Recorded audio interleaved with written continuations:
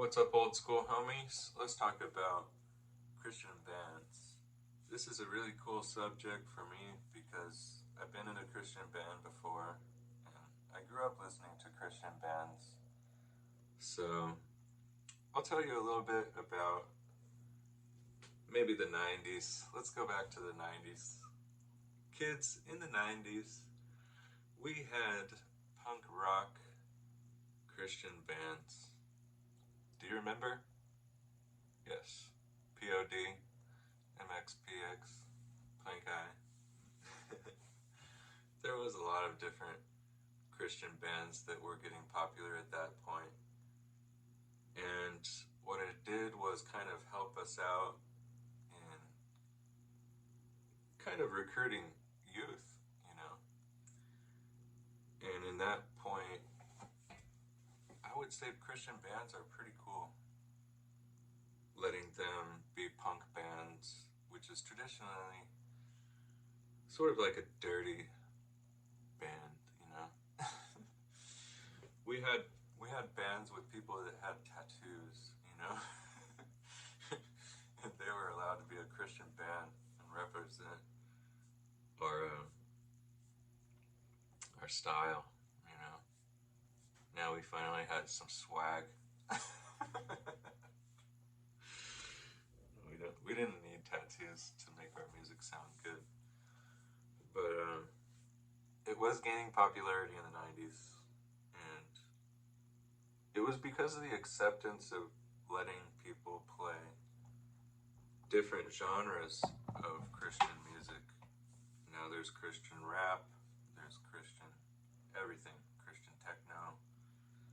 So you don't have to really be bounded into just singing for a choir or something anymore. I personally never got to see bass playing until I went to church and went into the youth group, and I went into this little classroom sized room and I saw the bass playing.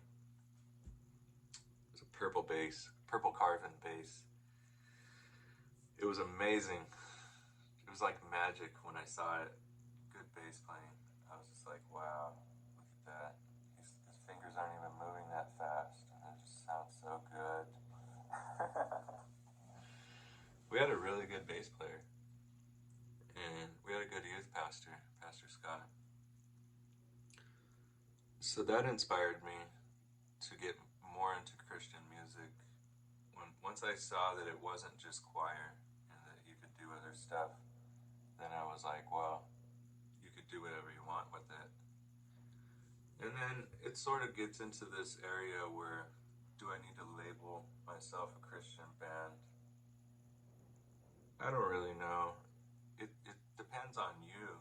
I went to a Christian rap show not too long ago, and there were people that really identified themselves as Christians, and then they sang about Jesus during their raps, and then there was other people who were there singing about their problems or maybe just anything normal like anybody else, like, but they were Christians, you know, and that's how they felt and that's what they put out at that point. And when I realized that all of them just put out whatever they wanted to,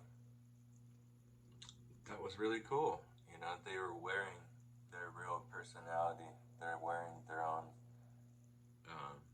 sins, and they didn't feel like they had to hide from everybody, and they needed to express themselves without feeling judged, you know, and it didn't feel judgmental in that situation when I went and saw that show, which was the first Christian rap show I've ever been to, which was really cool. I really liked that.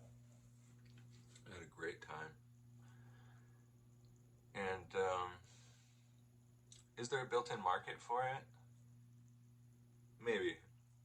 Everybody kind of like thinks one way or another about that, like, because traditionally I would say churches don't pay very much for you to play, or they don't pay at all a lot of times.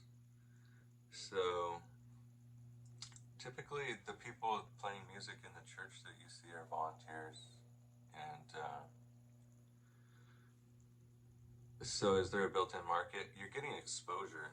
I mean, obviously, people are coming every week. They're seeing you play, so you'll get other gigs through it.